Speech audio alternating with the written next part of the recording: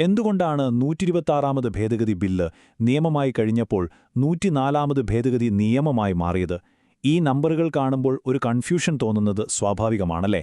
പക്ഷേ പേടിക്കേണ്ട, ഇതിനു പിന്നിലെ ലോജിക് വളരെ ലളിതമാണ്. ഇത് ശരിക്കും മനസ്സിലാക്കണമെങ്കിൽ നമ്മൾ രണ്ട് പ്രധാനപ്പെട്ട വാക്കുകൾ അറിഞ്ഞിരിക്കണം. ഒന്ന് ബില്ല്, പിന്നെ ആക്ട് അഥവാ നിയമം. അപ്പോൾ ശരി, എന്താണ് ഈ ബില്ലും ആക്ടും തമ്മിലുള്ള ശരിക്കുള്ള വ്യത്യാസം? നമുക്കൊന്ന് നോക്കാം.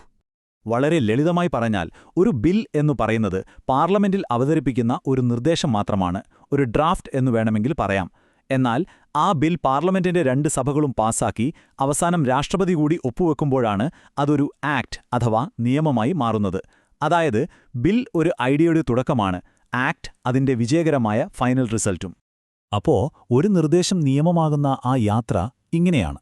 ആദ്യം ഒരു നിർദ്ദേശം പാർലമെന്റിൽ ഒരു ബില്ലായി അവതരിപ്പിക്കുന്നു. അപ്പോൾ അതിന് ഒരു ബിൽ നമ്പർ കിട്ടും. പിന്നെ രണ്ട് സഭകളിലും അതിനെപ്പറ്റി ചർച്ചകളും വോട്ടെടുപ്പുമൊക്കെ നടക്കും. പക്ഷേ ഇവിടെയാണ് ആ ട്വിസ്റ്റ് വരുന്നത്. അവതരിപ്പിക്കുന്ന എല്ലാ ബില്ലുകളും നിയമമാകണമെന്നില്ല.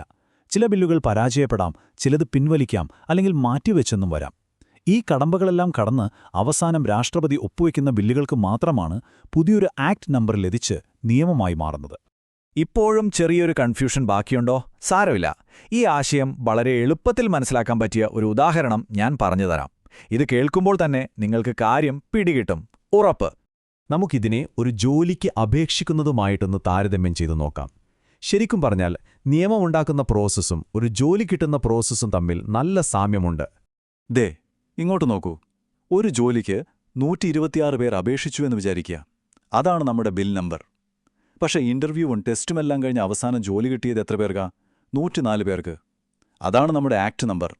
കണ്ടില്ലേ, എത്ര സിമ്പിളാണ്. അപേക്ഷിക്കുന്ന എല്ലാവർക്കും ജോലി കിട്ടില്ലല്ലോ. അതുപോലെ തന്നെയാണ് പാർലമെന്റിൽ വരുന്ന എല്ലാ ബില്ലുകളും നിയമമായി മാറുന്നില്ല.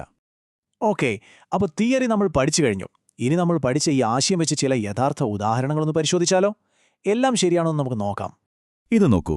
SC/ST സംവരണം നീട്ടാനായി കൊണ്ടുവന്ന 126ാമത്തെ ബില്ല് നിയമമായപ്പോൾ അത് 104ാമത്തെ ആക്ടായി. അതുപോലെ OBC ലിസ്റ്റ് തയ്യാറാക്കാൻ സംസ്ഥാനങ്ങൾക്ക് അധികാരം നൽകുന്ന 127ാമത്തെ ബില്ല് 105ാമത്തെ ആക്ടായി. ഇനി നമുക്കെല്ലാവർക്കും അറിയാവുന്ന വനിതാ സംവരണത്തിനുള്ള 128ാമത്തെ ബില്ല് നിയമമായപ്പോൾ അത് 106ാമത്തെ ആക്ടായി മാറി. കണ്ടില്ലേ, ആ ഒരു പാറ്റേൺ എത്ര കൃത്യമാണെന്ന്. നിങ്ങൾക്കറിയാമോ, നമ്മുടെ ഭരണഘടന ഭേദഗതി ചെയ്യാനായി ഇതുവരെ 128ലധികം ബില്ലുകളാണ് പാർലമെന്റിൽ അവതരിപ്പിച്ചിട്ടുള്ളത്. അതൊരു വലിയ സംഖ്യയാണ്, അല്ലേ? പക്ഷേ ആ 128ൽ പരം ശ്രമങ്ങളിൽ വെറും 106 മാത്രമാണ് എല്ലാ കടമ്പകളും കടന്ന് നിയമമായി മാറിയത്. ഇതിൽ നിന്ന് തന്നെ നമുക്ക് മനസ്സിലാക്കാം ഒരു ബില്ലിന് നിയമമായി മാറാനുള്ള യാത്ര എത്രത്തോളം വെല്ലുവിളി നിറഞ്ഞതാണെന്ന്.